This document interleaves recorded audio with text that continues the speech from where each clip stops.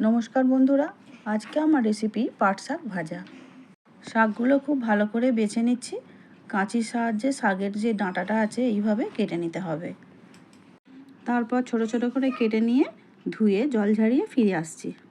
এই পাট শাক ভাজা একটু হড়হড় করে, কিন্তু অনেকেই হয়তো পছন্দ করে না, কিন্তু এইভাবে রান্না করলে খেতে খুব ভালো হয়। এদিকে কড়া বসিয়ে দিয়েছি, বেশ খানিকটা সর্ষের তেল দিয়ে দিলাম, আর দুটো শুকনো লঙ্কা টুকরো করে দিয়ে দিলাম, আর 1 চামচ দিয়ে দিলাম কালো জিরে। 5-6টা রসুনকে টুকরো করে রেখেছিলাম, রসুনের টুকরোগুলো দিয়ে দিচ্ছি আর একটু ভেজে নিলাম। এবারে দিয়ে দিচ্ছি কেটে রাখা পেঁয়াজ কুচি। সব কিছু একসঙ্গে দেওয়ার পরে খুব ভালো করে একটু ভেজে নিচ্ছি। এখন দিয়ে দিলাম পরিমাণ মতো নুন। নুন দিয়ে আবারও খুব ভালো করে একটু ভেজে নিচ্ছি। এবারে কেটে রাখা শাকগুলোকে তুলে দিচ্ছি। সমস্ত শাক তুলে দেওয়া হয়ে গেছে, এবারে খুব ভালো করে একটু ভেজে নিচ্ছি। আমিও কিন্তু তোমাদের মতনই, যারা এই শাক খেতে পছন্দ করো না তাদেরই দলেই ছিলাম।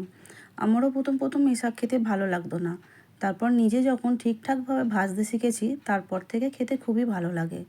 এবারে দিয়ে দিলাম 1 চামচ হলুদ গুঁড়ো, দিয়ে আবারও খুব ভালো করে মিশিয়ে নিচ্ছি। লঙ্কা গুঁড়ো আমি এখানে দেব না, কারণ দুটো শুকনো লঙ্কা দিয়েছি, ওতেই হয়ে যাবে। এবারে ঢাকা দিয়ে 5 মিনিটের জন্য খুব ভালো করে সিদ্ধ করেও নেব, আর ভাজাটাও হয়ে আসবে। 5 মিনিট পর ফিরে এলাম, জলও শুকিয়ে গেছে আর ভাজাও সুন্দর হয়ে গেছে। আমি একটা প্লেটের মধ্যে এবারে তুলে নিচ্ছি। এইভাবে কালো জিরে, রসুন আর পেঁয়াজ দিয়ে ভেজে দেখো, খেতে খুবই ভালো লাগে। গরম ভাতের সঙ্গে দারুণ লাগে খেতে।